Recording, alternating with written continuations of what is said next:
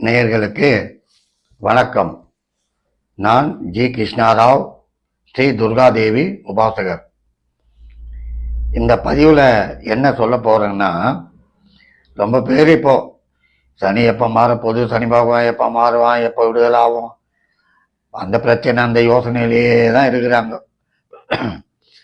சாதாரணமாக எந்த பயிற்சி வந்தாலும் கவலை இல்லை. குரு பயிற்சி அது கல்யாணம் ஆகும், வீடு கட்டும், சுபகாரியம் செய்யும், அப்படி போவோம். அதே சனி பயிற்சி ஐயா வரக்கூடாதெல்லாம் இங்கத்தின்னு வந்து வீட்டுக்குள்ளே போடும். ஆமாம், வீட்டுக்குள்ளே இருக்கிறவங்களாம் இங்கத்தின்னு போய் தெருவில் விடும். சனி பகவான் அந்த மாதிரி பயங்கரமான ஒரு நீதிமான். யாராக இருந்தாலும் ஏறா குண்டில், அவ்வளோதான், அவர் வேலையே அதுதான். அதனால ஜனங்க பயப்படுறதில்ல, தப்பே இல்லை. இப்போ இந்த சனி பகவான் கும்பத்தில் இருந்து மீனத்துக்கு போறாரு. எப்போ சனி பகவான் போறது? 29ஆம் தேதி மார்ச் மாதம் அவர் கும்பத்திலேருந்து மீனத்துக்கு போறாரு.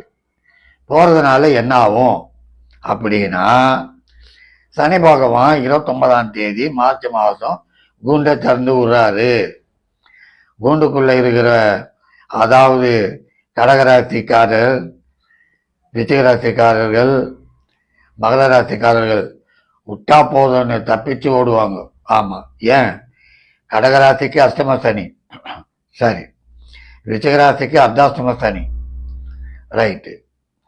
அதே நேரத்தில் மகர ராசிக்கு 7 நாட்டு சனி, பாத சனி விலகுது. சரி, இதனால என்னடா ஆகும்னா, அஷ்டம சனியில் இருந்த கடகராசிக்காரங்களை கேட்டு பாருங்க. ஐயோ ஐயோ ஐயோ ஐயோ, ஒன்றுமே இல்லை, மொத்தம் போச்சு, படாத பாடு. ஆமாம், அரசன் போல இருந்தவன் ஆண்டி மாதிரி உக்காந்துருக்கிறேன். கண்டிப்பாக அப்படிதான் சொல்லுவாங்க. 10-8 பேர் கேரண்டியாக சொல்லுவேன். காரணம், அவ்வளவு சும்மா மிக்சியில் சாறு அடிக்கிற மாதிரி அடிச்சு இருக்கும். அஷ்டம சனி சாதாரண விஷயம் இல்லை. நல்ல சக்கரவர்த்தியே படாத பாடுபட்டாரு, உருவெல்லாம் மாறி போச்சுன்னுவாங்க புராணத்தில். அந்த மாதிரி பயங்கரமானது அஷ்டம சனி. ஆமாம், அப்படி இயற்கையை ஒன்றும் வெல்ல முடியாதுங்க. நான் இதை செய்வேன் சும்மா சொல்லலாம். அச்சதுன்னா ஆலமரம் வேற புடுங்கின்னு ஓடும். அந்த மாதிரியான ஒரு விஷயம் இயற்கையெல்லாம்.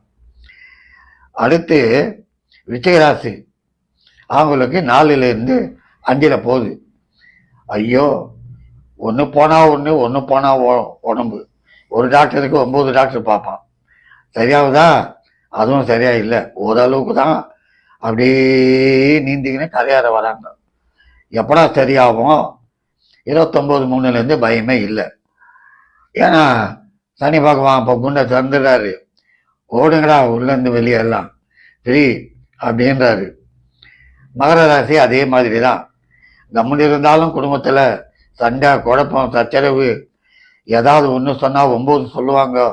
அவர் கையில் ஆர்குமெண்ட் பண்ணுவாங்க, எல்லாமே செய்வார். இருந்தாலும் நிம்மதி இருக்காது.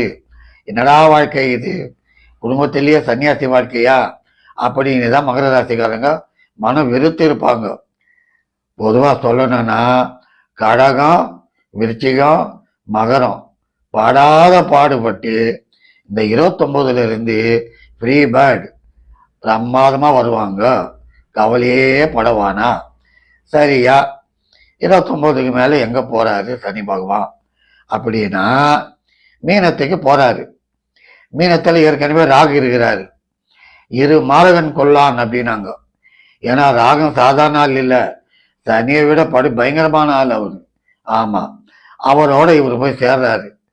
சொல்லவா வேணும், பயங்கரமாக இருக்கும். 29லேருந்து சில ராசிக்காரர்கள் படாத பாடு தான் படுவாங்க, கேரண்டியாக சொல்லுவேன்.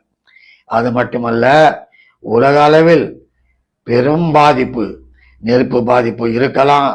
குரு இல்லத்தில் போகிறதுனால ஃபைனான்ஸ் ஃபுல் டைட் ஆகிடும். 1000 ரூபாய், 10,000 ரூபாய், ₹1,00,000 அனாவசியமாக வச்சுக்கின்னு இருந்தவங்கெல்லாம் 100 ரூபாய் இருக்குமா, எங்கன்னா பாரு, உண்டியில் 500 இருக்கா பாரு, அப்படிதான் தேவணும். ஏன்னா அவன் குரு வீட்டில் போய் உக்காந்துட்டான். பொருளாதார நெருக்கடி கொடுக்கும். யாருக்கு? உலக அளவில் மேற்கத்திய நாடுகள், அங்கெல்லாம் படாத அவஸ்தை. நம்மளாவது பரவாயில்லை, அதாவது 100 ரூபாய் இருந்தால் போதும், 4 இட்லி ஒரு வடை சாப்பிட்டு காலத்தை கழிச்சிடலாம். அங்கெல்லாம் ஒன்றும் நடக்காது. எதுக்கு போனாலும் இருக்கணும் கையில் ஃபைனான்ஸு. எது சாப்பிட்ணுன்னாலும் கூட பெரிய தொகை தான் இருக்கணும். அங்கெல்லாம் நம்ம ஊர் அப்படி இல்லை, ஓரளவுக்கு எப்படி வேணாலும் போயிடலாம். நேற்று சோத்துல தண்ணியை ஊற்றி பிசைஞ்சு சாப்பிட்டு போயினே இருக்கலாம், அந்த மாதிரி தப்பிக்கலாம். அந்த அதுக்கு சோர்ஸ் இருக்கு. ஆனால் மீனத்தில் சனி ராகு உக்காந்ததுனால மீன ராசிக்காரர்கள் வெகு ஜாகிரதையாக இருக்க வேண்டும். எல்லாருமே இல்லை. அதாவது சனி தசை, ராகு தசை, சனி புத்தி, ராகு புத்தி நடக்கிற நேரத்தில் ஒரு பெரட்டி ரங்கராட்டனம் மாதிரி மேலேருந்து கீழே தூக்கின்னு வந்து போடும். ஆமாம். ஆனால் அதே மீனராசிக்காரர்களுக்கு ஒரு ப்ளஸ் பாயிண்ட்டு, ஏதோ குரு 3லேருந்து 4 போகுது. இருந்தாலும் ஜென்மத்தில் போய் உக்காரதுனால இப்போ நல்ல சான்ஸ் வருது. அதெல்லாம் புச்சிக்கின்னு முன்னேறலாம். 2வது, அந்த சனி மீனத்தில் போகிறப்போ கும்பராசி, அதாவது பால்ய வயத்தில் இருக்கிறவங்களுக்கெல்லாம் ஒன்றும் பிரச்சனை இல்லை. சின்ன பசங்களுக்கு பிரச்சனை ஒன்றும் இல்லை. டீனேஜ் 18 அதெல்லாம் ஒன்றும் பயம் இல்லை. அதுக்கு மேலே இருக்கிறவங்களுக்கு தான் குடும்பத்தில் பிரச்சனை, ஃபைனான்சியல் பிரச்சனை, கணவன் மனைவிக்குள் சில பிரச்சனைகள் வரத்தான் செய்யும். இருந்தா நவாபு, இல்லைன்னா பக்கிரினா ஒன்றும் நடக்காது. படாத பாடுபடணும். அதாவது கடகராசிக்காரன், ரிஷகராசிக்காரன், மகர ராசிக்காரன் பட்டாம பாருங்க, அந்த மாதிரி தான் படுவீங்க. ஜாகிரதையாக இருங்க. ஆச்சுங்களா? அதுக்கப்புறம் மேஷத்துக்கு 7.5 ஆரம்பம். மேஷராசிக்காரர்களுக்கு ரொம்ப உஷாராக இருக்கணும். நல்லா வர மாதிரி வரும். ஆஹா, வருதுன்னு செலவு பண்ணினே இருந்தா கடைசியில் பெட்டி காலி. துண்டு தான் போட்டு துவச்சி வைக்கணும் பெட்டியை. அப்படி செய்து விட்டுடும்.